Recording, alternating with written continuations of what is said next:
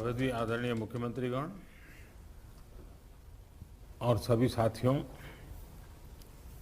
सबसे पहले तो आप सबका धन्यवाद। बहुत ही अच्छे ढंग से आपने अपने क्षेत्र के इनिशिएटिव योजना के विषय में बताया। कोरोना की सेकेंड वेव से लड़ने के लिए एक प्रकार से जिलों के आप सबसे प्रमुख योद्धा है। 100 वर्षों में आई इस सबसे बड़ी आपदा में हमारे पास जो संसाधन है उनका बेहतर से बेहतर उपयोग करके आपने इतनी बड़ी लहर का मुकाबला किया है। साथियों, आपसे बातचीत की शुरुआत में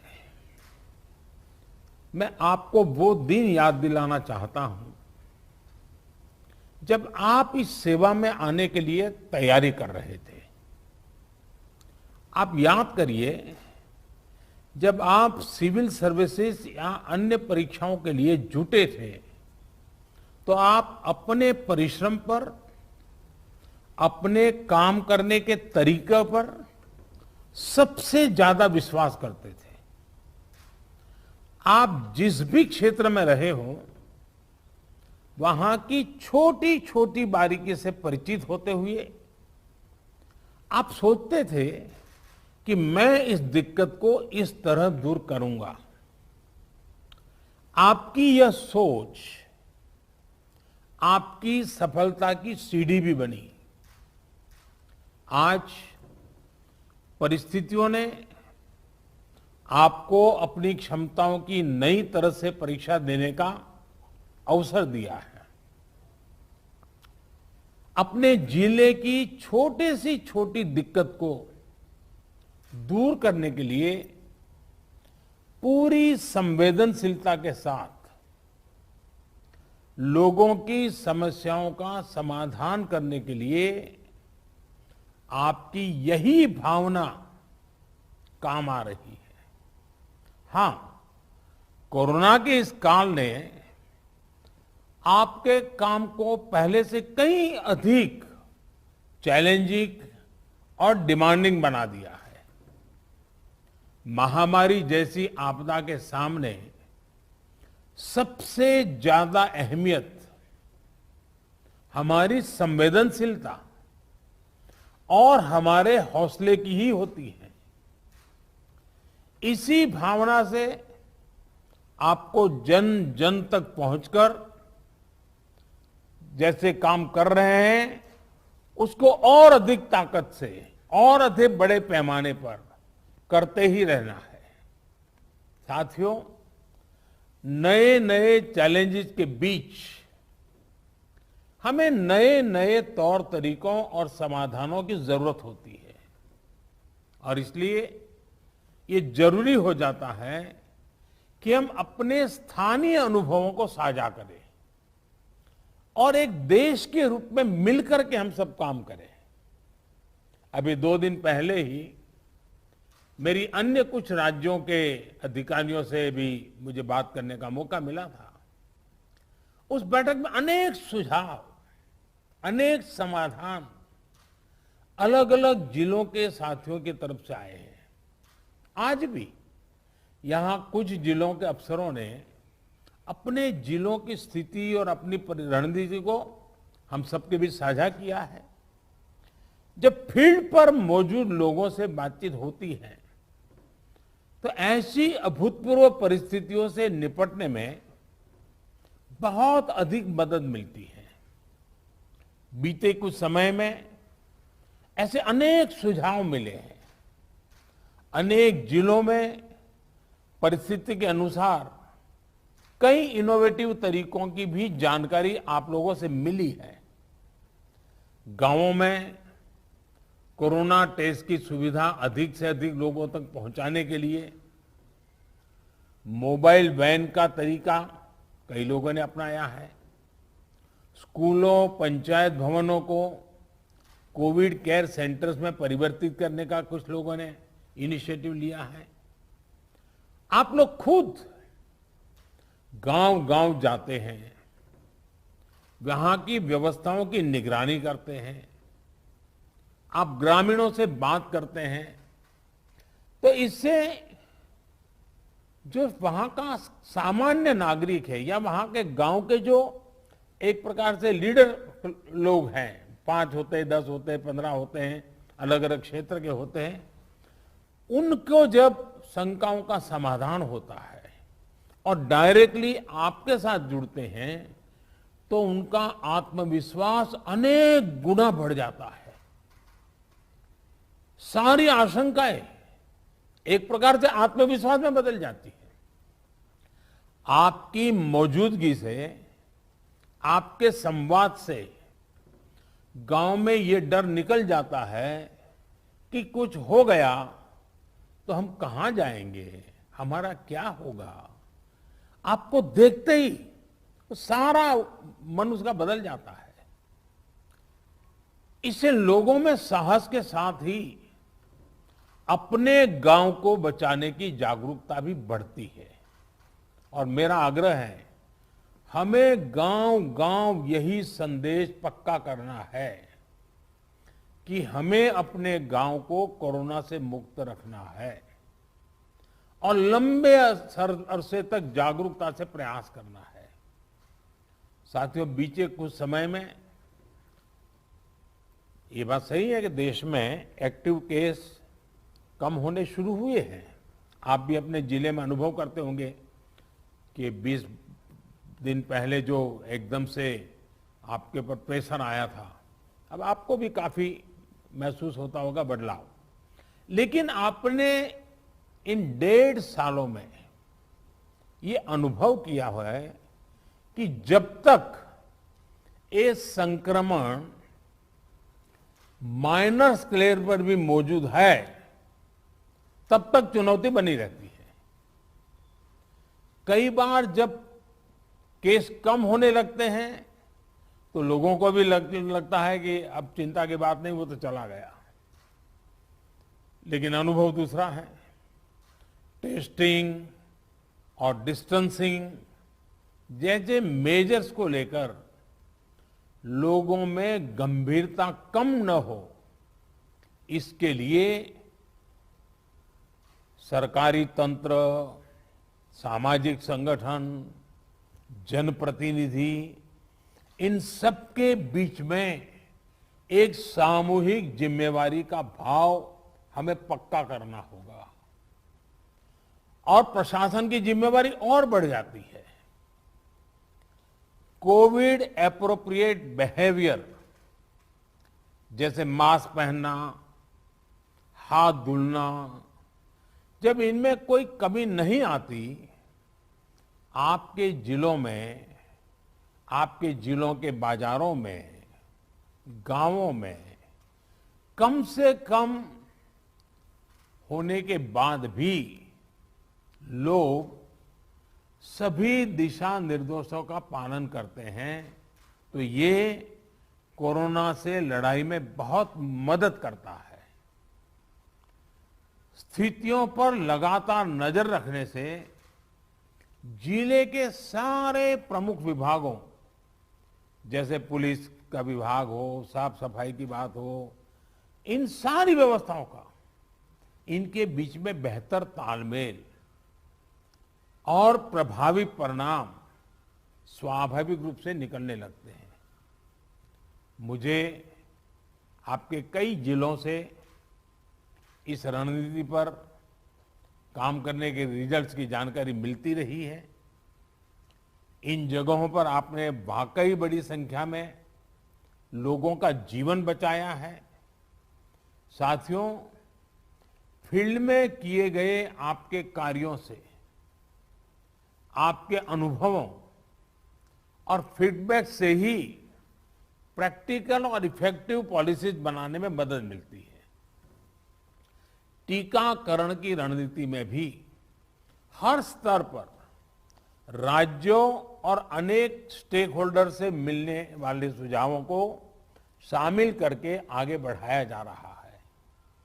इसी क्रम में स्वास्थ्य मंत्रालय की तरफ से 15 दिन के टीकों की उपलब्धता की जानकारी राज्यों को दी जा रही है। वैक्सीन सप्लाई टाइमलाइन की स्पष्टता होने से टीकाकरण से जुड़े मैनेजमेंट में आप सभी को और आसानी होने वाली है। मुझे विश्वास है कि हर जिले और वैक्सीनेशन सेंटर के स्तर पर सप्लाई और सुदृढ़ होगी। इससे टीकाकरण से जुड़ी अनिश्चितताओं को दूर करने में, पूरी प्रक्रिया को स्ट्रीमलाइन करने में बहुत मदद मिलेगी। वैक्सीनेशन का जो प्लान है, जो कैलेंडर है, उनको हम नियमित रूप से अलग अलग मीडिया प्लेटफॉर्म पर अधिक से अधिक साझा करेंगे तो लोगों को कम से कम परेशानी होगी। साथियों, पिछली महामारी हो या फिर ये समय, हर महामारी ने हमें एक बात सिखाई है। महामारी से डील करने के हमारे तौर तरीकों में निरंतर बदलाव, निरंतर इनोवेशन, निरंतर अपग्रेडेशन बहुत जरूरी है। ये वायरस म्यूटेशन में स्वरूप बदलने में माहिर है। एक प्रकार से बहुरूपिया भी है और ये वायरस धूर्त भी है। तो हमारे तरीके और स्ट्रेटेजीज भी डायनेमिक होने चाहिए। साइंटिफिक लेवल पर हमारे वैज्ञानिक वायरस के बदलते स्वरूपों से निपटने के लिए दिन रात काम कर ही रहे हैं।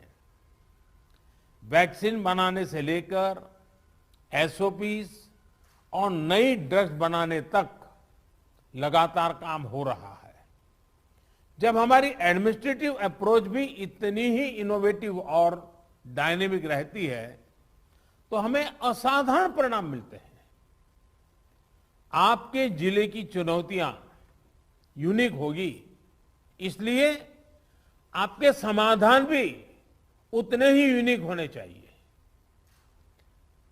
एक विषय वैक्सीन वेस्टेज का भी है। एक भी वैक्सीन की वेस्टेज का मतलब है किसी एक जीवन को जरूरी सुरक्षा कवच नहीं दे पाना। इसलिए वैक्सीन वेस्टेज रोकना बहुत जरूरी है। मेरा ये भी कहना है कि जब आप अपने जिले के आंकड़ों की समीक्षा करते हैं तो उसमें अर्बन और रूरल, इसको भी अलग अलग से आप गौर करें ताकि आपका फोकस रहे। इवन टियर 2, टियर 3 सिटी को भी अलग से उसका एनालिसिस करें ताकि आप फोकस वे में अपना स्ट्रेटेजी वर्कआउट कर सकते हैं। कहां कितनी ताकत लगानी है, किस प्रकार की ताकत लगानी है, ये बड़ी आसानी से आप कर पाएंगे। और इससे जब ये प्रकार से देखेंगे तो ग्रामीण इलाकों में कोरोना से निपटने में मदद मिलेगी। और मैं भी लंबे अरसे तक आप ही की तरह कुछ न कुछ काम करते करते यहाँ पहुंचा हूं। मेरा अनुभव है कि गांव के लोगों को अगर सही बात समय पर पहुंचा दी जाए तो वो बहुत रिलीजियसली उसको फॉलो करते हैं, बहुत रिलीजियसली। और जो शहरों में कभी कभी हमको किसी चीज को लागू करने में मेहनत पड़ती है, गांव में उतनी मेहनत नहीं पड़ती। हाँ, क्लैरिटी चाहिए, गांव के अंदर एक टीम बनानी चाहिए। आप देखिए वो परिणाम खुद दे देते हैं आपको। साथियों, सेकंड वेव के बीच वायरस म्यूटेशन की वजह से अब युवाओं और बच्चों के लिए भी ज्यादा चिंता जताई जा रही है। अभी तक हमारी जो रणनीति रही है, आपने जिस तरह फील्ड में काम किया है, उसने इस चिंता को उतना गंभीर होने से रोकने में मदद तो की है, लेकिन हमें आगे के लिए और अधिक तैयार रहना ही होगा। और सबसे पहला काम आप कर सकते हैं कि अपने जिले में युवाओं, बच्चों में संक्रमण और उसकी गंभीरता के आंकड़े व्यवस्थित करें, अलग से उस पर रेगुलर आप एनालिसिस कीजिए। आप स्वयं भी, मेरा सभी आप प्रमुख अधिकारियों से आग्रह है कि आप स्वयं भी उसका आकलन करें। इससे आगे के लिए तैयारी करने में मदद मिलेगी। साथियों, मैंने पिछली बार की बैठक में भी, और मैंने ये भी कह रहा कि जीवन बचाने के साथ साथ हमारी प्राथमिकता जीवन को आसान बनाए रखने की भी है। गरीबों के लिए मुफ्त राशन की सुविधा हो, दूसरी आवश्यक सप्लाई हो, काला बाजारी पर रोक हो, ये सब इस लड़ाई को जीतने के लिए भी जरूरी है और आगे बढ़ने के लिए भी आवश्यक है। आपके पास पिछले अनुभवों की ताकत भी है और पिछले प्रयासों की सफलता का मोटिवेशन भी है। मुझे पूरा भरोसा है कि आप सभी अपने अपने जिलों को संक्रमण मुक्त करने में सफलता पाएंगे।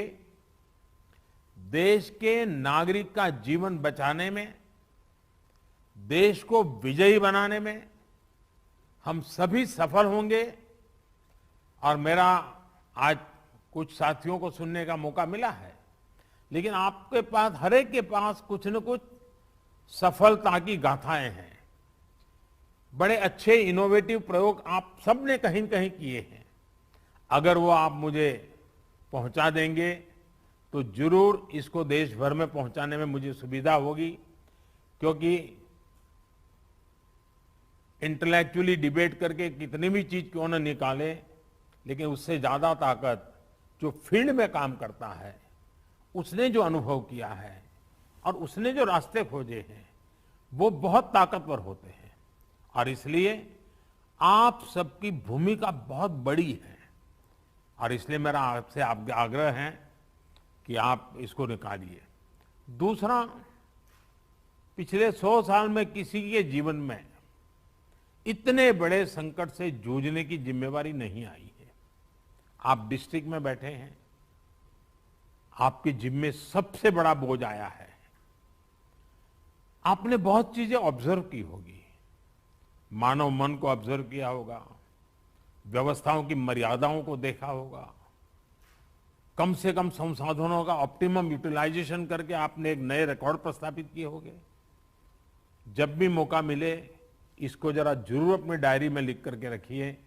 आने वाली पीढ़ियों को आपके अनुभव काम आएंगे, क्योंकि पिछली शताब्दी में 100 साल पहले जो बड़ी महामारी हुई, वो उसके उतने रिकॉर्ड उपलब्ध नहीं है कि वो लड़ाई, उसका रूप कैसा था, संकट कितना गहरा था, कहाँ क्या हुआ, बाहर निकलने के रास्ते क्या खोजे गए।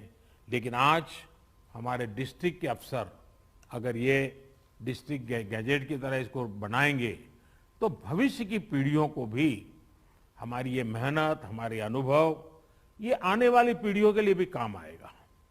और मैं आपको भी इस सफलता के लिए, इस मेहनत के लिए, और आपको और आपकी पूरी टीम को, जिस प्रकार से आप लोगों ने इसका नेतृत्व किया है, आपको बधाई देता हूं, आपकी सराहना करता हूं। और मैं आशा करता हूं कि आप और अधिक सफलता प्राप्त करेंगे, तेजी से सफलता प्राप्त करेंगे और जन सामान्य के अंदर विश्वास पैदा करेंगे। सामान्य मानवीय का विश्वास विजय की सबसे बड़ी जड़ी बूटी है, सबसे बड़ी जड़ी बूटी है। इससे बड़ी जड़ी बूटी नहीं हो सकती है और ये काम आप आसानी से कर सकते हैं। आप स्वस्थ रहें, कार्य का बोझ आपको ज्यादा है, मैं अनुभव करता हूं। अब बारिश की सीजन आएगी तो और एक सीजनल जो प्रेशर रहता है वो तो बढ़ने ही वाला है, लेकिन इन सब के बीच भी आप स्वस्थ भी रहें, आपका परिवार स्वस्थ रहे और आपका जिला जल्द से जल्द स्वस्थ हो, हर नागरिक स्वस्थ हो, ये आपकी कामना ईश्वर पूरी करे, आपका पुरुषार्थ पूरी करेगा। मेरी तरफ से आपको बहुत शुभकामनाएं, बहुत बहुत धन्यवाद।